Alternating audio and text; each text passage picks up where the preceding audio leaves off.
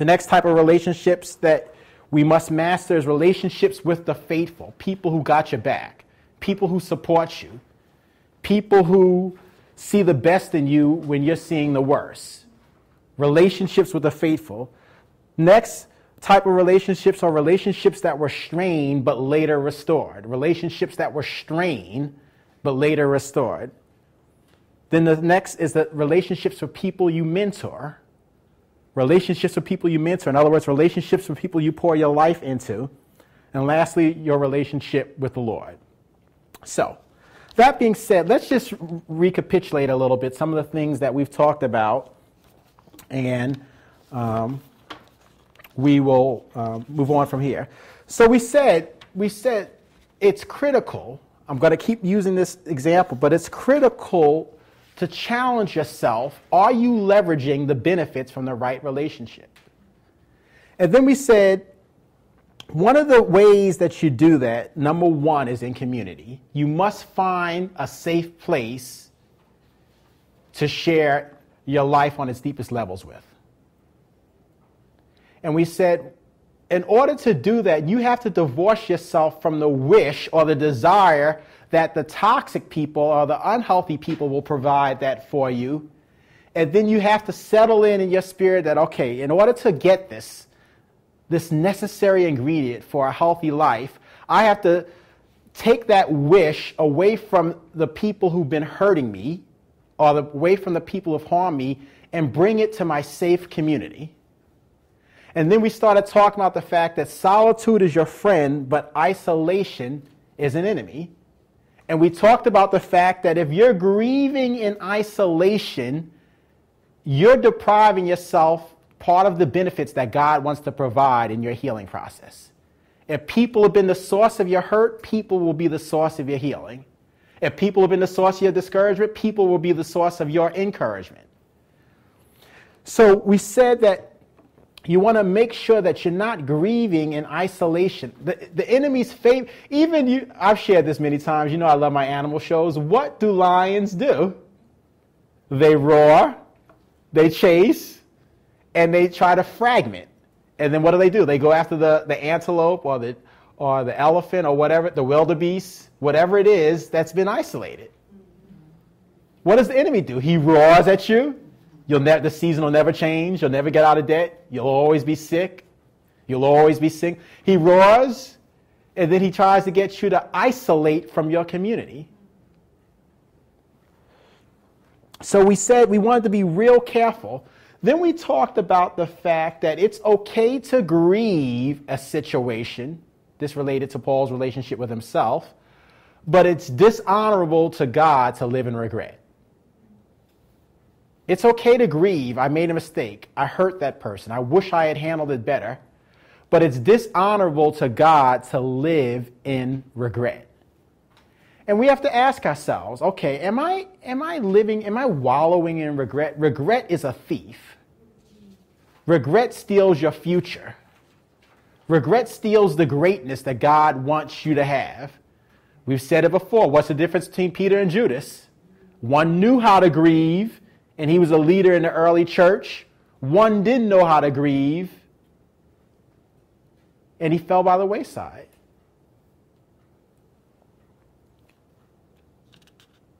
So we talked about the fact how important it is as it relates to your relationship with yourself, that, okay, grieve it, acknowledge it, take ownership, but don't live in regret. Now, this is my 4th week saying, but honestly, did you spend any mind share this week wishing you had it in? If only I'da, and shoulda, coulda, woulda, and why didn't I? It's impossible to hear from the Spirit to the degree that you desire if we're so entrenched in the remorse and regret that our soulish realm is producing. We have to quiet, just like you have to quiet, if you're a single person, you have to quiet your flesh, hello. You also have to quiet your soul. Remember, Psalm 23 says he leads you beside still waters. 1 Kings 19 says it wasn't in the fire, it wasn't in the wind, it wasn't in the earthquake. I believe it's 1 Kings 19:12. But he was in the still small voice. Behold, I stand at the door and I knock. That's why quiet time is so important. See, you want to learn how to wait before God long enough that you can hear from him. You can't be in a rush.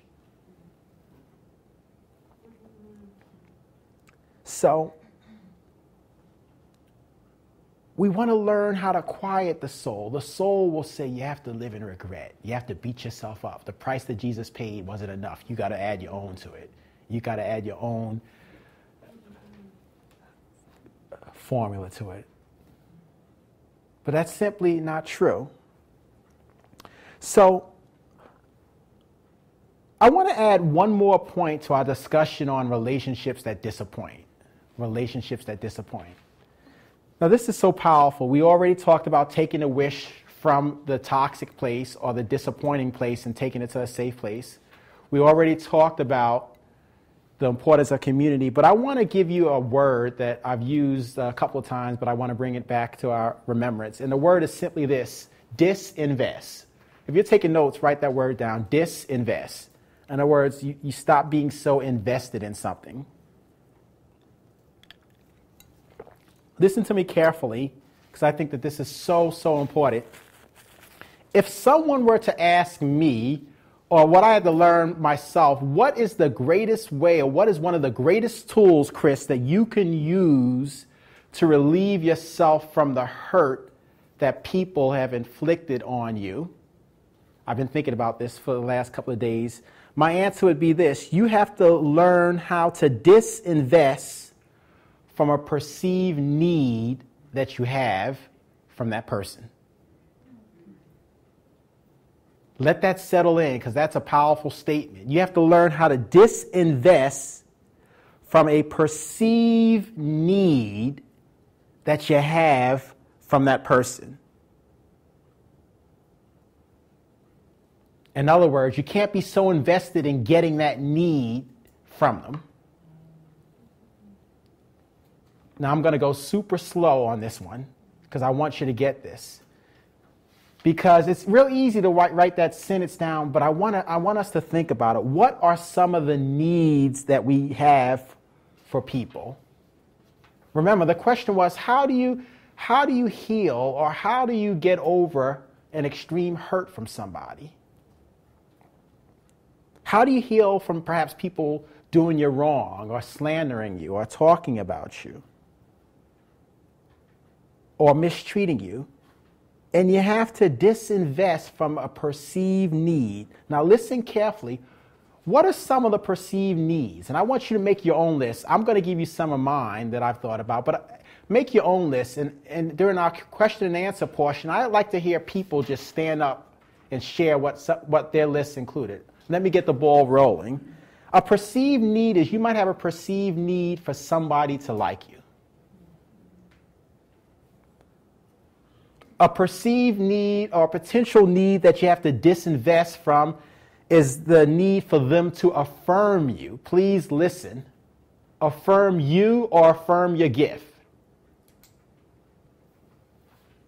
In other words, until they do that, the enemy wants you to think you can't be happy, or you can't be satisfied, or you can't be full, or you have to keep going back. And you're going to a well that's incapable of producing water. It may be affirmation. Here's a big one for men: respect. Respect. You may have to disinvest from the need that so-and-so shows you the respect that you feel entitled to.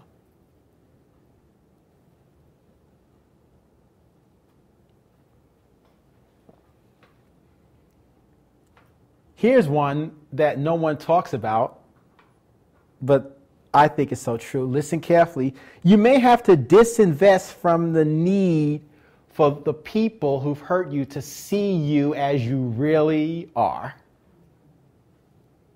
Man, do you know how much energy you can spend and exert trying to get someone who has no interest in doing so to see you as you really are?